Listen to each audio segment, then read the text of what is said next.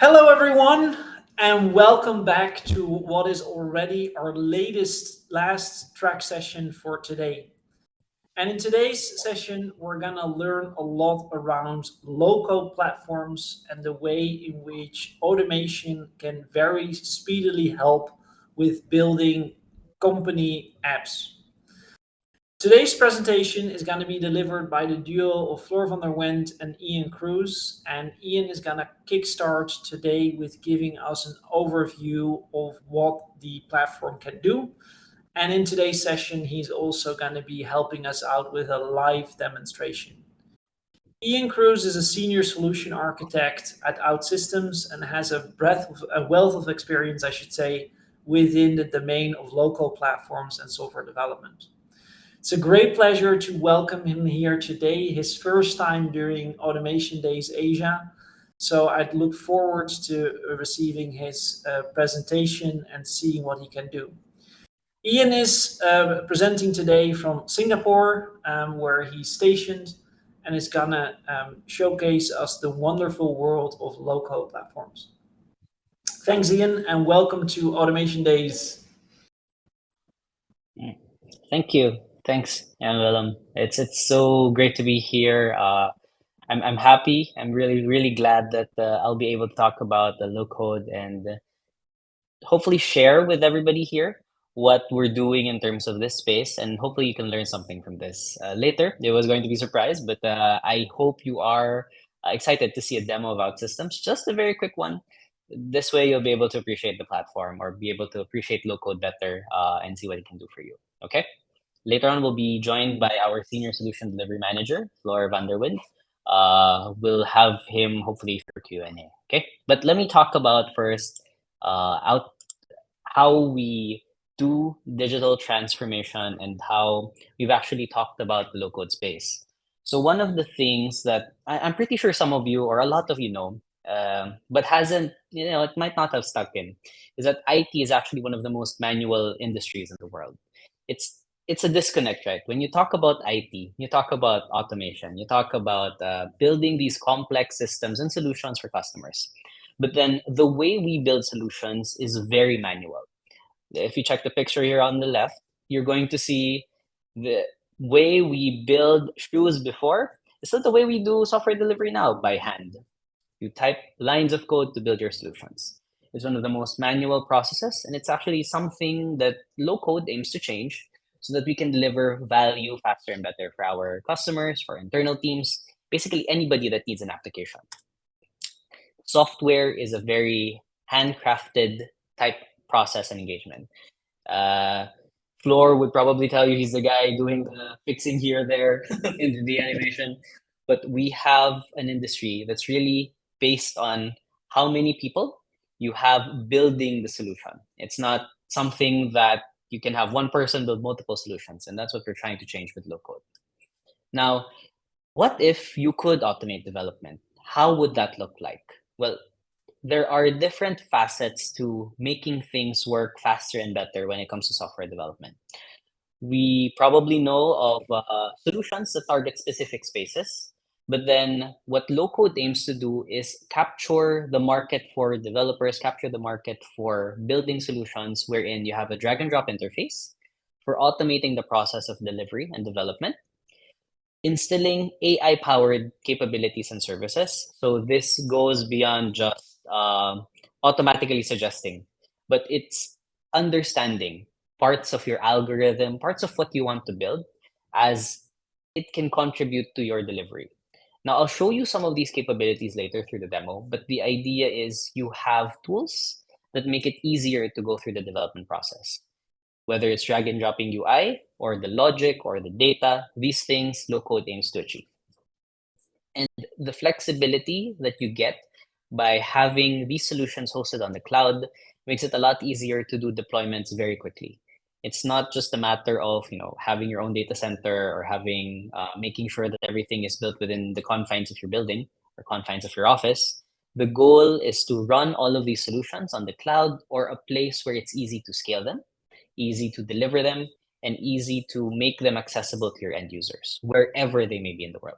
Okay, So we want to automate these processes, automate the development cycle to make it easier for you to deliver value to your customers and have fun along the way, hopefully. Now, this all started 21 years ago when our CEO, Paulo Rosado, wanted to create a way for developers to build solutions very quickly for customers. The goal was to empower them, not by writing several thousand lines of code to do authentication or several lines of code just to use the camera on your phone, but instead a solution where you drag and drop components to create applications. We started in Portugal 21 years ago. Now we're in over 70 countries. Really, really proud to say that our CEO has done an immense job expanding the market for low code, making it easier for people to have access to these tools. We work in over 20 industries. Different types of customers are using low code platforms to build solutions very quickly. We have over 300 global partners and we have over 300,000 community members. So a lot of people. Actually, this number might be even higher now, considering we're expanding through developer schools, making it easier for even students to have access to low code because it's where we think the industry is moving forward, where we think automation will take us when it comes to the delivery process. And we've had quite a great set of backers to achieve our vision and goal through Abdul Capital, Tiger Global, Goldman Sachs, and KKR. Okay. Now, I do want to try to understand what the audience looks like now and whether or not you guys have used low code. So I'm going to start a poll. I just want to see how many of you have actually heard of or have ever used low code in your organization. So let me know. Hopefully, we have a good combination of haven't heard of low code, you've heard it but not used it, or you are low code practitioners. That way, we have a great balance of people later for Q&A. But have you heard of low code? Do you use low code? Let me know. Okay, let's give our let's give the audience a few minutes to send in their questions. Okay, and hopefully, we'll be able to see quite a diverse set of participants. Okay. Mm. Whether so OutSystems is one, but there are a lot on the market. So if you've used other tools, other technologies that are in the low code space, feel free to take either answer two or answer three so that we know. Okay? Should be good. Okay. I'm seeing we have quite a few people here. Hopefully those of you, some of you have heard specifically about systems. If not, that's fine. We'll talk about it in more detail. Okay. So I don't think we have more. Do we have more answering the poll? Maybe not. Okay, so let's see. Now, based on the responses, it looks like we have polar opposites. We have a group of people who have never heard of low code before, and then we have those that live and breathe low code. They use it for their daily tasks. So no in-betweeners, but maybe some of you who are just joining us now have heard of it, but you've never actually seen it used. So we'll see, we'll talk about it and showcase it later on. Okay. So this is for the group that have never heard of the concept of low code. So let's start with this first. Okay. What is low code? What do we mean by low code? We're trying to do a lot of things, but what is it fundamentally at its core? So low code was something that we as an organization and a lot of other organizations wanted to pursue because of the growing number of applications that needed to be delivered in the market. According to IDC, right, between 2019 and 2023, we're expecting over 500 million apps and services to be deployed. And that's roughly the same number that's been developed within the last 40 years. Can you imagine we're doing the same work 40 years ago, the span of 40 years within just a couple of years? And we're doing this because we want to be fully digital natives. We want to be fully connected to different services, different things. I can't even imagine, going into booking going to a movie, booking my tickets without using an app, or even going to the bank. I probably check my app first before I go to a physical bank. So most of our movement, most of the processes that are encumbered or are part of our daily lives include using one form of application or another. And I'm pretty sure our audience here right now will probably have at least 20 or 30 different apps that they have to use on a daily basis for work, for personal life, and for other things. So low code aims to target these critical areas for the CEO. We want to create amazing UX with fast ways and the ability to innovate through our processes. We're not here to just recreate authentication, recreate certain modules. We're here to really reimagine what we can do with our customers and what services they really need. Now, the challenges are without having a tool that can help and guide us, we have these broken experiences and we become slower to change. It's not anymore the competition between the big organization and the small, it's the fast and the slow. So the low code movement and the low code toolkit helps you move much faster, move very quickly through different iterations, giving you the ability to service your end users, your customers, and even your internal teams much better. Now, in terms of the technology, we're trying to make it easier to move between one stack or the other.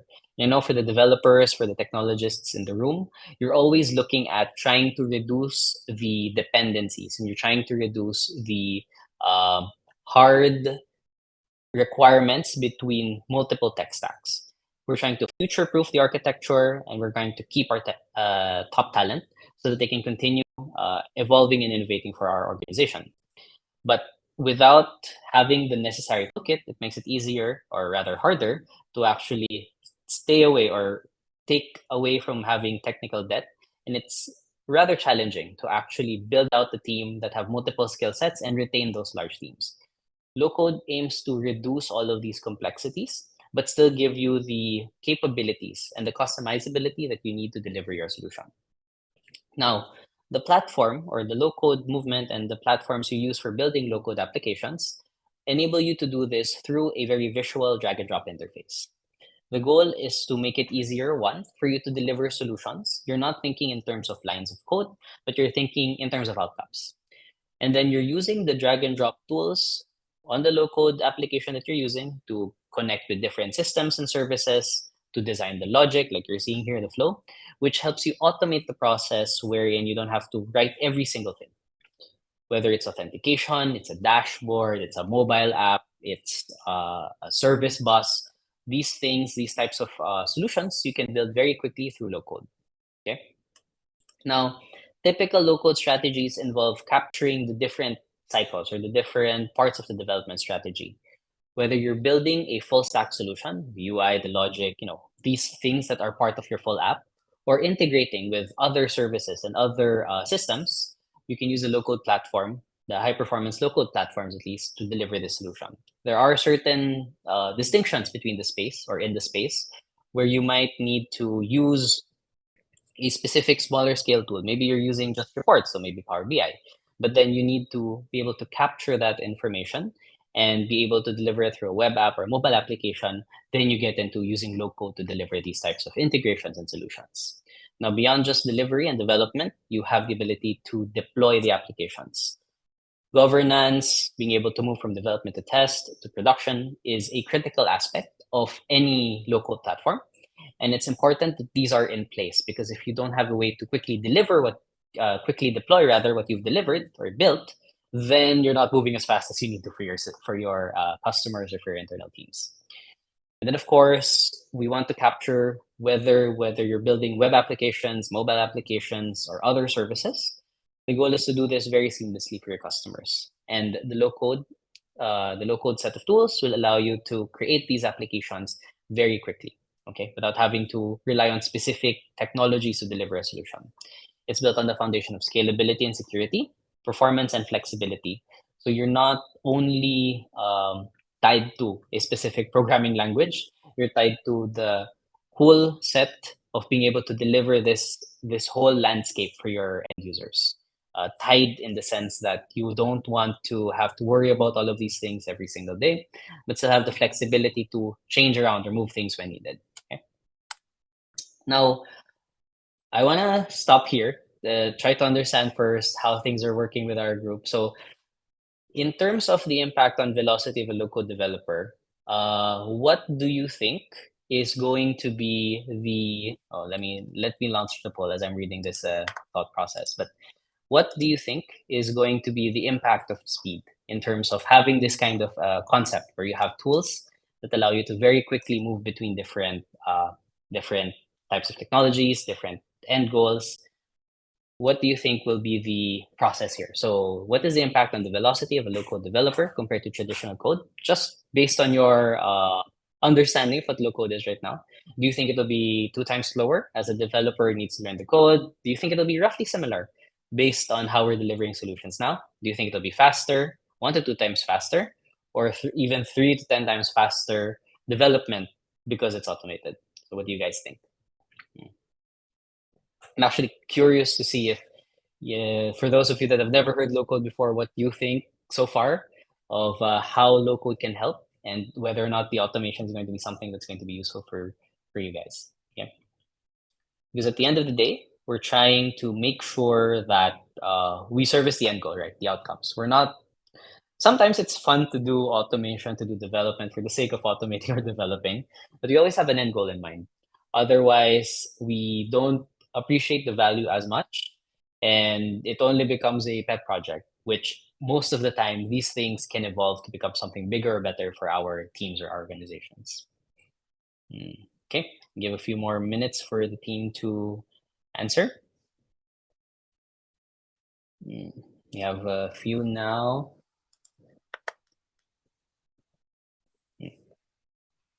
Okay. We'll just wait for a few more. And hopefully we have those audience members who have also used low code day to day. They live and breathe low code to give us some answers as to how fast you can actually do development and whether or not it has impacted their ability to deliver on KPIs or outcomes for themselves, for their organization. Okay. So I see, okay. So I think this should be good. We have a few that have sent in. It's actually, so let's show the results. It's actually very biased, I would think. About 4 to 10 times faster development as part is automated. Actually, we have seen this type of development speed. We have seen customers delivering very quickly compared to traditional teams. And if you're interested, we can share some very, very specific use cases about how they've transformed themselves, their organizations, or transformed the team in order to deliver much faster than they were previously. So really embodying the concept of agile. But let's talk about this more. The modern, just briefly talk about OutSystems in context to low code. OutSystems is a modern application platform development tool.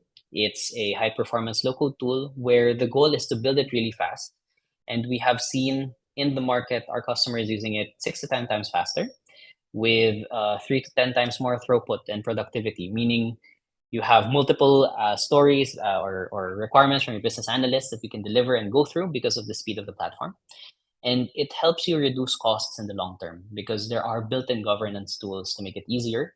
And more importantly, make it reusable. So you could have a solution that relies on a single, or they could rely on, let's say, multiple different sources of truth. SAP, you have your core database, you have maybe Salesforce or other ERPs. The OutSystems platform allows you to create an abstraction layer between your core applications and your customer-facing applications or other applications so that you can reuse these components, reuse these solutions to make it easier for your applications moving forward. And it's also built for the future. We do have some ROI and TCO computations based on what our customers are spending and based on what our customers are doing with the platform. And they're realizing at least around 20 to 40% in terms of run cost savings. Long term, it helps them reduce refactoring and reworking. The last thing you want to do is deliver a solution that you need to change in 2 to 3 months again, because of the evolving nature of our customer base, our evolving nature of the business. This is just a very quick graph to just represent in terms of initial cost, annual cost, and 5-year ownership. So this is averaged. This will be different per customer. This will be different based on the industry because there are certain industries that have smaller margins, other industries that have large margins. But across the board, once you've averaged it out, we're looking at in terms of traditional development versus low code, you're seeing very significant gains in terms of reducing the amount of upfront cost and annual cost of using low code versus the alternative. And then over a 5-year cost of ownership computation, we're looking at a smaller total cost of ownership when you're on low code, because you don't have to spend as much time with as many developers, you don't have, or a larger team, you don't have to spend as much time working through all of these technologies just to kickstart an application. You're not looking at delivering in years, you're looking at delivering in months and days and weeks. Okay? And we are looking at, or we're seeing that low code is becoming mainstream. We do still know that there are some people that, or some organizations that haven't touched or seen low code in action. And I hope that today's session will change that. But then according to Gartner, right, they're anticipating that 70% of software development will include low code. They're also promoting what we call fusion teams, where it's not anymore business or IT, businesses on one side, IT is on one side, but we have a combination wherein you have your hardcore developers using the low-code platform to build very quick the requirements of the business, and the business is slowly being incorporated into this fusion team so that they can also deliver small parts or small solutions that help automate their business process. Maybe it's let's say you're a startup organization, you're trying to make it easier for people to process their leaves, no more pieces of paper. You have that low code fusion team process or fusion team concept where even the business users are able to deliver an application. Okay? These are the typical challenges, and these are the benefits for these challenges that we help and low code helps in delivering. So, for example, you have customer experience transformation. Whether you're focused on CSAT scores or market share, you can deliver faster, deliver solutions better, and in a shorter amount of time, as well as manage the costs there. You can improve workplace. We don't want to spend 6 months on an employee related application, not because we don't want to put in the effort, but because we want to maximize the team so that they can deliver faster and also use the solutions very quickly. You can even do process automation, and this one we're very familiar with, in order to reduce costs. You're not in the business of building applications just for building applications. We want to have specific targets and end goals, and these pillars, even application modernization, helps to get to that goal. Now, all of these are possible through low code, but in conjunction with other tools. We're not saying low code is the end all be all of all solutions, but then we have to realize that it takes a lot of insight and foresight when it comes to combining all of these tools to create these or to address these challenges and to reap the benefits related to these ones. Okay. Now, just a quick poll before we get into more detailed things. What kinds of use cases are you thinking about when if given the chance to explore with low code? Let me start the poll here. What types of application categories would you try with low code? Doesn't matter if you're not sure if it can be done or not, but what would you be very, very interested in? I'm pretty sure a lot of you or some of you are going to say process automation. Absolutely great use case for trying out low code. It makes it easier to realize the value. But then you have all of these other options that are available. You can also, if you want to try everything, it'll be great to try everything there. So it's important to explore what you can do with low code because it gives you an idea of what else you can go through. Sometimes the best way to explore technology is really to try them out for yourselves. And so we'll try it out for ourselves later on. But then you can have all of these ideas, all of these use cases that may make it easier for you to explore low code, especially when you're trying something new within your organization, right? It's always easiest if it's not the most critical use case. Of course, with our more experienced practitioners, they will target the biggest, best use case, the ones that have the biggest impact. But those of you that are trying out low code, might make sense to try it for less critical applications first or less critical use cases first. That way you have a good gauge or understanding of what you can achieve with low code. Yeah. So let me, okay, we have a few people that have answered. I don't think there are any more coming in. So we have, of course, process automation, and we have one that wants to try it for everything. Perfect. That's going to be a great way to explore the low code space. Try it with different types of use cases, different types of different types of possible applications and possible solutions. Now, one of the things that I would love to share is related to how low code is one of the factors into digital transformation. Automation, being able to understand the process, fusion teams, low code, these things are what enterprises are looking at in terms of revamping or reinvigorating the digital process within their organizations. The biggest challenge is that digital transformation is not very easy. A lot of you will probably have tried, and a lot of you are still trying, but then you're trying to find the right balance because there are so many moving pieces, so many things. Here on the left, I won't go through everything, but you have categories that may reflect somebody in your organization, some group in your organization that fall into these categories. Not completely understanding the vision or realizing the complexity of the vision, being too ambitious, not understanding the gap between the business and IT, and then maybe there's internal things that we need to resolve. But then digital transformation fundamentally is not easy, but it can be done. There are a lot of people, a lot of organizations that can do digital transformation.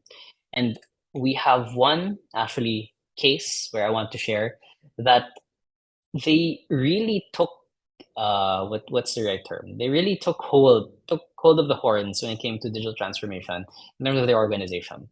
So the goal for them was to create these this what we call a center of excellence, where they can use, it was through OutSystems, but through low code, the ability to tap into these different unaddressed concerns per user base, per department, and per subsidiary. So it's easier for them to deliver solutions even on a subsidiary level or department level, or even as deep into the core groups. So this is actually a company in Malaysia that we've helped. I'm not going to name the specific company, but you can reach out if you want. You're pretty interested. But the idea here is they have a large group of people. And with over 50,000 employees, over 100 subsidiaries, maybe some of you already kind of figured out who this is. They were able to use not just OutSystems, but use their learnings from digital transformation, get all of these people aligned with the overall vision, and then make it easier for them to build all of the applications that they needed to within the low-code space, within the low-code platform. They have 500 applications that they need to modernize, and 60% of that is going to be on OutSystems. The rest are going to be other services and other solutions that will integrate back to their core systems so that they have a streamlined solution for different use cases, different purposes. They're going to be onboarding over 5,000, roughly 5,000 citizen developers as part of this initiative. And they are working with our professional services, one of which is Floor, to create complex or to address complex business solutions through a framework. Makes it easy to identify, do they need high performance low code, do they need citizen development tools, or do they just need Excel, for example.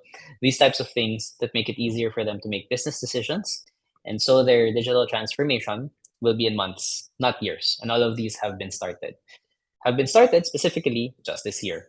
So this customer has just started 2022, and they're already on track to meet their goals for all of these targets that you're seeing here to actually deliver on the promise of digital transformation within the organization.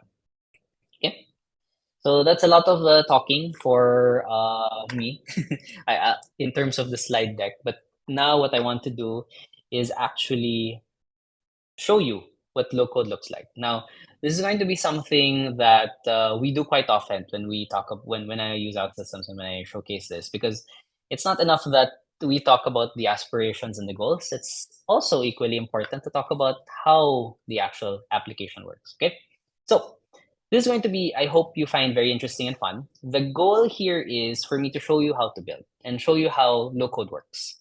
But I don't want this to be some isolated thing where I just build and then you just listen. You can check the progress of what I'm building by scanning this QR code on your phone. So this will allow you to actually preview the current state of our application. Now, I don't have as much time. I would usually build this from scratch.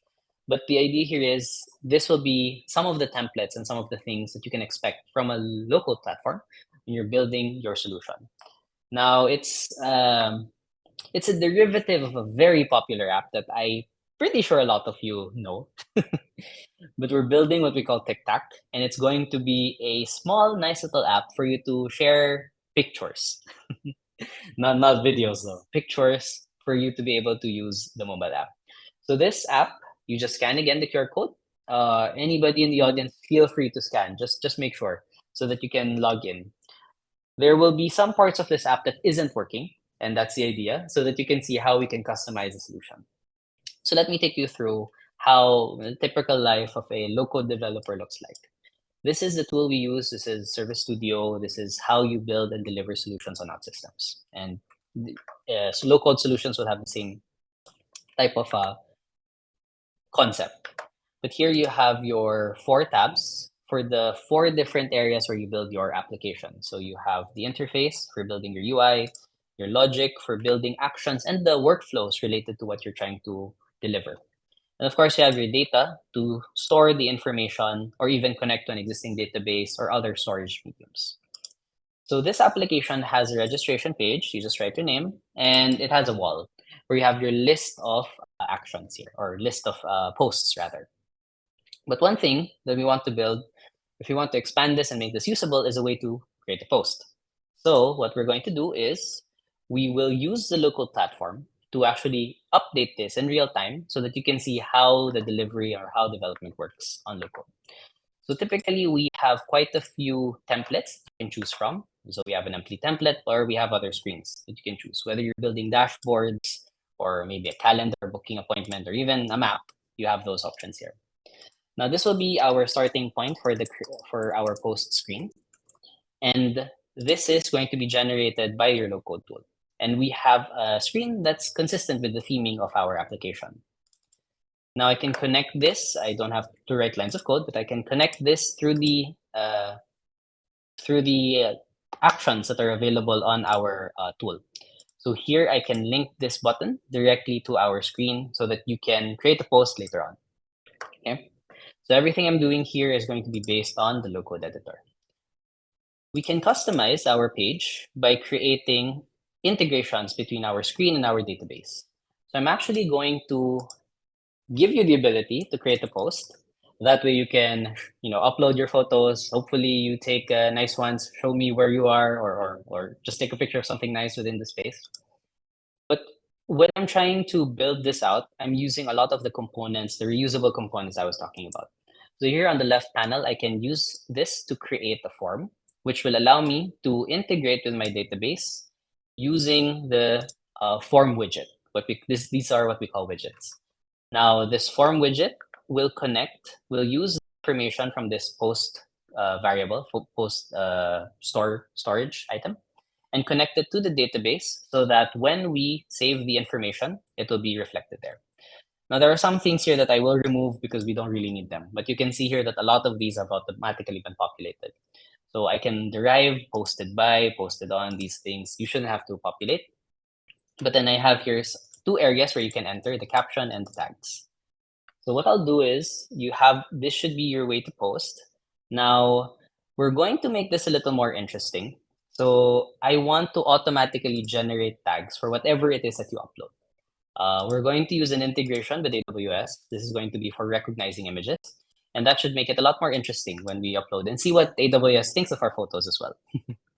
So we're going to create one here, and we're going to do it right as you open the page.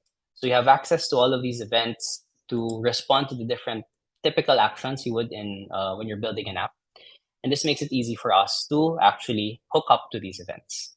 Now we have what we call OutSystems Forge, which is our repository for a lot of our different components.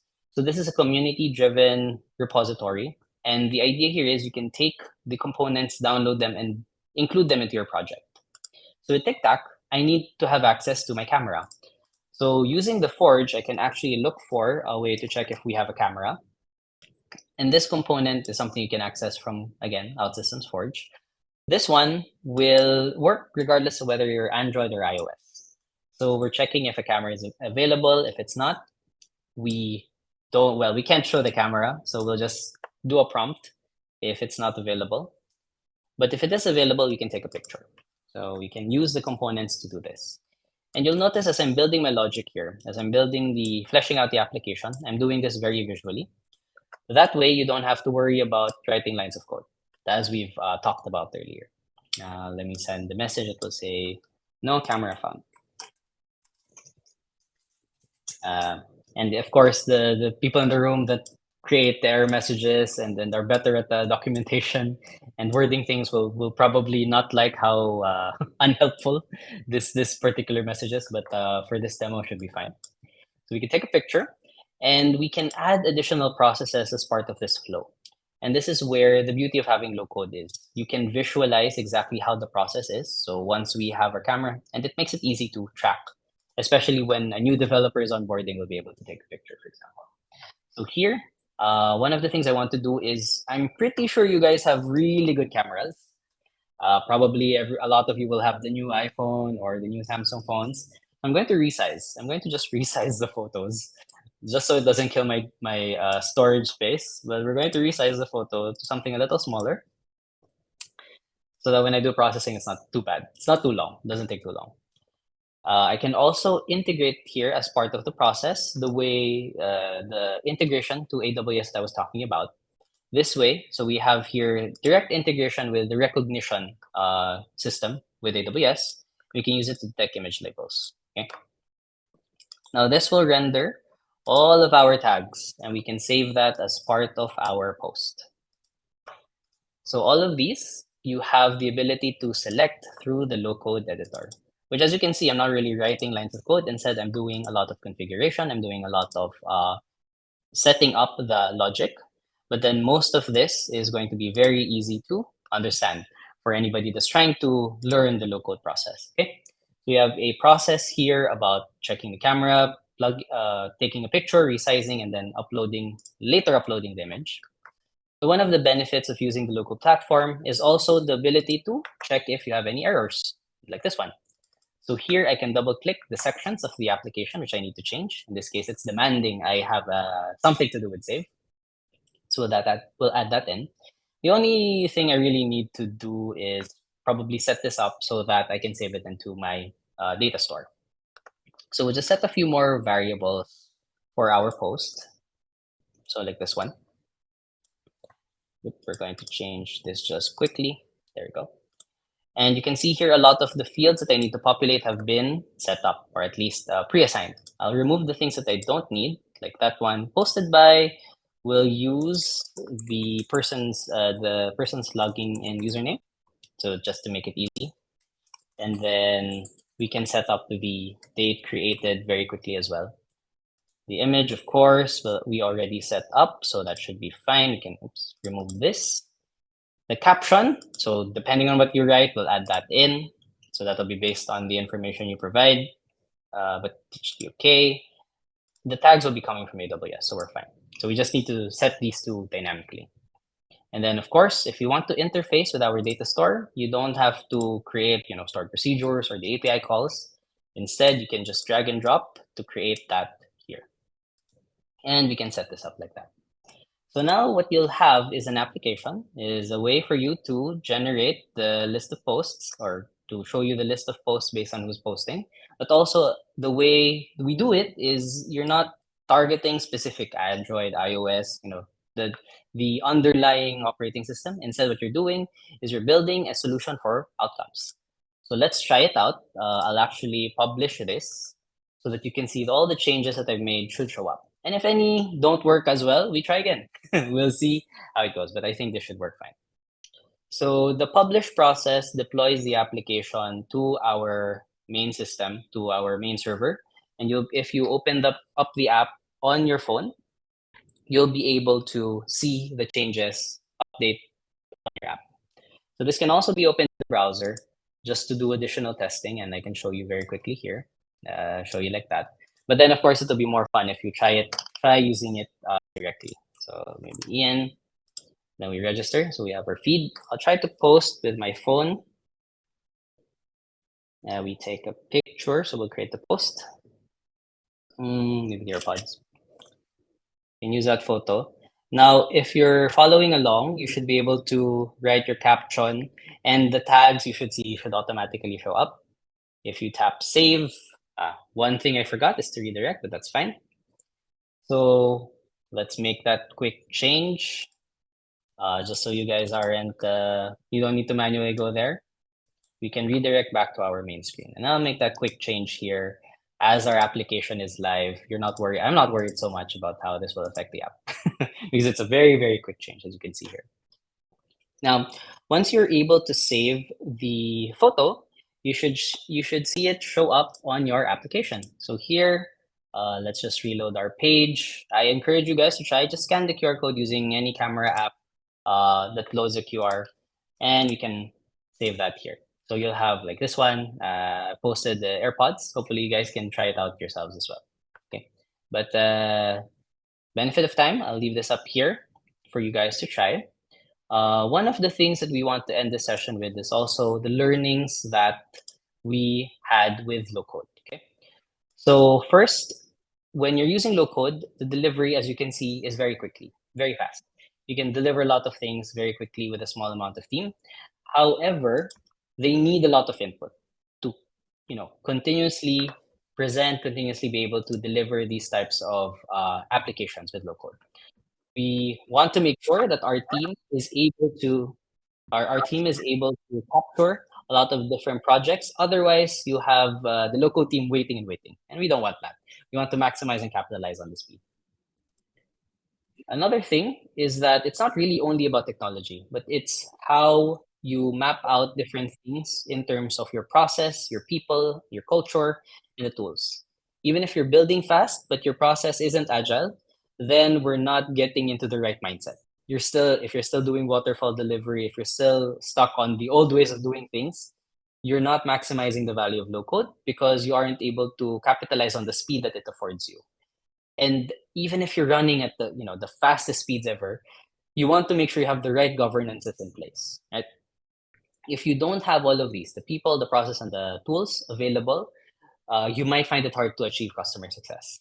So that's why it's important to have all of these, the right mindsets in place when you're approaching low code and digital transformation. And the last thing I want to share is related to governance, because this has been critical to the use case I shared before with one of our large Malaysian customers, where they're using low code not just for one team, but for multiple lines of business and organizations. So you want to have your core, your foundational as scalable delivery teams, but then they are aligned with the bigger and broader goal of being able to monitor your solutions, whatever it is that's delivered. It follows the correct process and management, but it doesn't bog them down. And you have your critical core team managing all of these functions at a high level so that everybody knows what their North Star or center is. Okay. So these are the three key things that we take away from low code. And I hope you guys are able to, again, try the mobile app. Later, we'll try to see if we have new posts. Then I see we have also Floor here. So I hope you guys enjoyed that session. I don't think I left too much time for Q&A, but I hope you guys enjoyed everything we talked about so far today. Thanks so much, Ian. Absolute pleasure. This was a very useful demo. I've actually been trying to follow along with you along the way. In my phone, the picture kept hanging, so I don't know if other people encourage that as well. That might be the reason that you're not seeing a whole big feed. But yeah, I've tried to upload some birthday cakes, but apparently it didn't show, or it's not showing live. While you were talking, there were a couple of questions that came in. So if it's okay with you, I kind of want to see if we can moderate some of them. One of the questions that is, I think, quite easy, or should be easy to answer for both of you, is what kind of scripting language is being used? Okay, good question.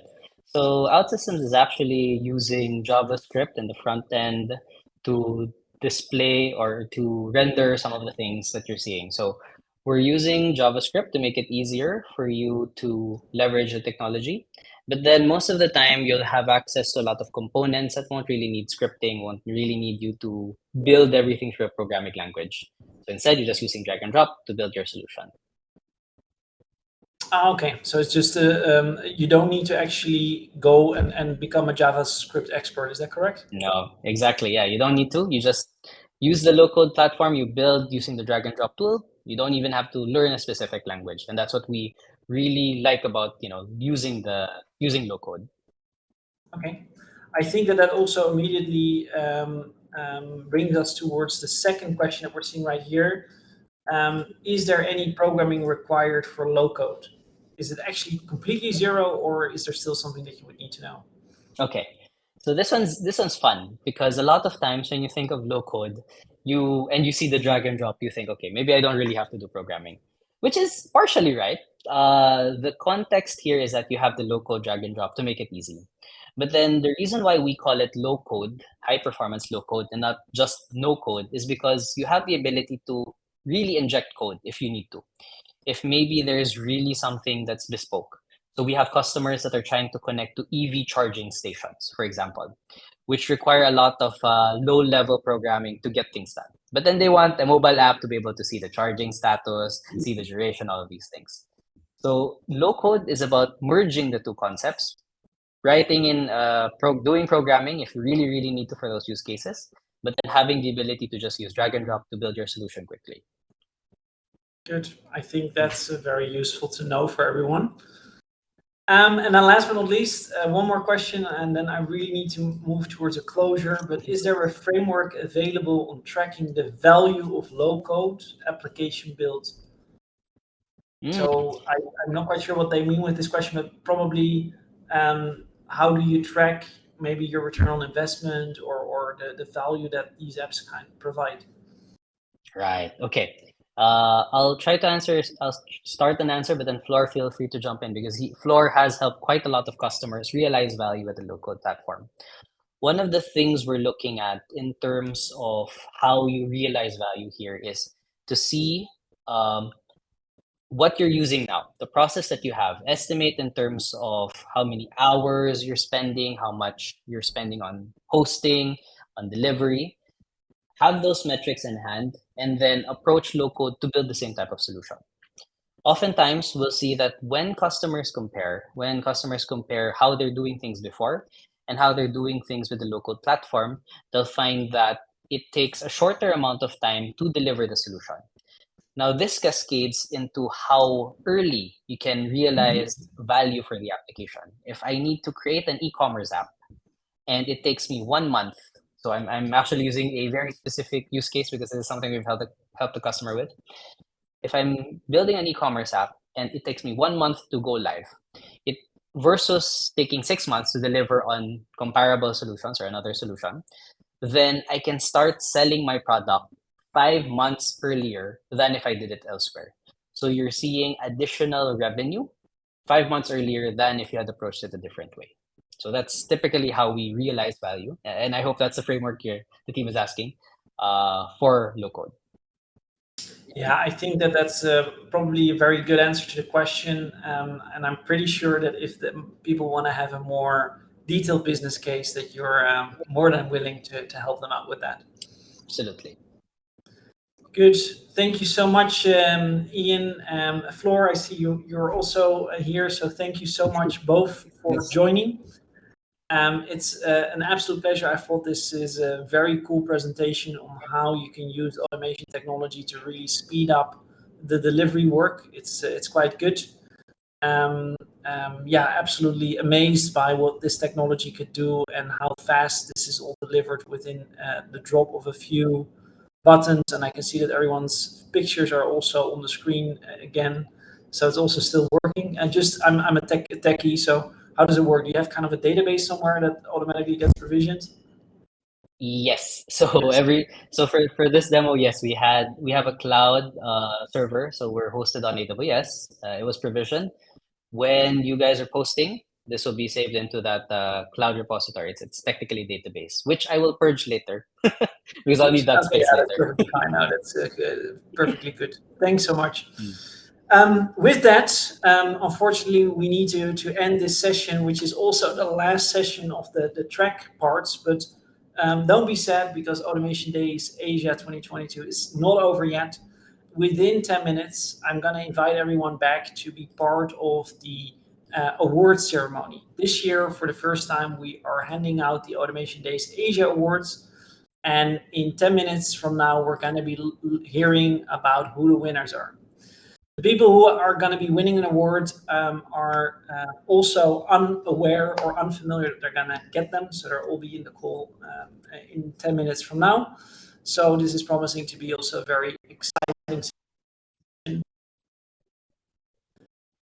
So look forward to seeing all of you back in 10 minutes from now. Once again, Ian and Floor, thanks so much for everything, and I would want to once again thank you so much. And thank you for having us. Thank you so much for inviting us over. Thank you. Thank you for having us.